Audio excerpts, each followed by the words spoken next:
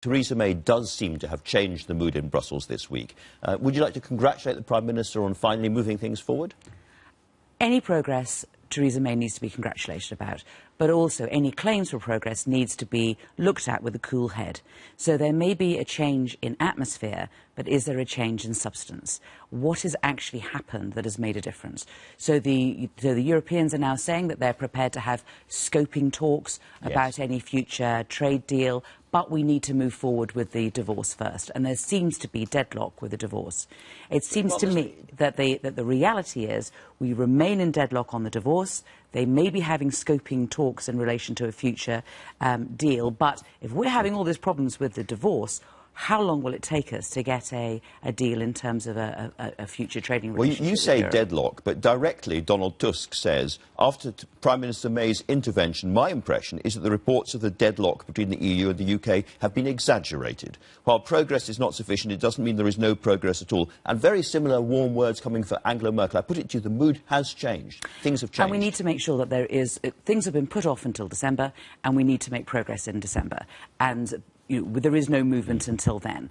I think that, what we've seen over the decades is whenever you have these European talks, neither side wants to be the one who says that, who can be accused of having wrecked any potential deal. And both sides want to be able to go home domestically and say that they've won. I think what we may be seeing is the Europeans trying to make it clear that it is not their fault that there are these difficulties. The intransigence does not come from their side. It comes from Theresa May's side. And in the end, I think the reality is the intransigence is on Theresa May's side because she doesn't have the strength or the authority to be able to control her backbenchers, let alone her cabinet. And I think that we are heading for no deal. And I think that that is a serious threat to Britain, and it is not in Britain's interest for that to happen. We will stop it. Well, what we do know is the difference in the Labour Party and the government is that you would have no truck with no deal. Perhaps by keeping no deal on the table, she has achieved this movement on the other side a bit. You have bolted the door against no deal, which presumably means if they come to you and say, right, the bill for separation is £60 billion, eventually you have to agree. We don't know what the exact sum is, because although we've made a number of freedom of information requests and we've asked them and we've asked the government for on what basis it is that they believe they're continuing liabilities, as have the Europeans, we have yet to hear from the government how it is that they will be calculating what they believe our debt may be to the European Union, our ongoing commitments. And that is one of the things that's a big stumbling block. My point is that when eventually the Europeans say, this is what we think the sum is, this is what you're going to have to pay, if you have ruled out no deal, if you have said we will do a deal under all circumstances with you, you have to accept what they say. So you're in a much, much weaker bargaining position. People understand this on all sorts of levels. If you're trying to talk to someone, if you're having a row with your partner, you sit down and you try and sort it out. You don't say, you will do it the way I say, otherwise I will walk out the door. That doesn't work, and you will not get an agreement from that. And from the very start, they have been threatening no deal, and that is not the way to go into negotiations.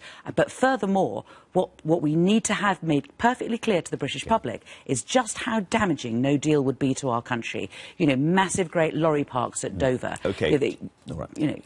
Well, there may be a deal. I just want to come on to what you think. Do you still agree that not being a member of the customs union would be disastrous for Britain?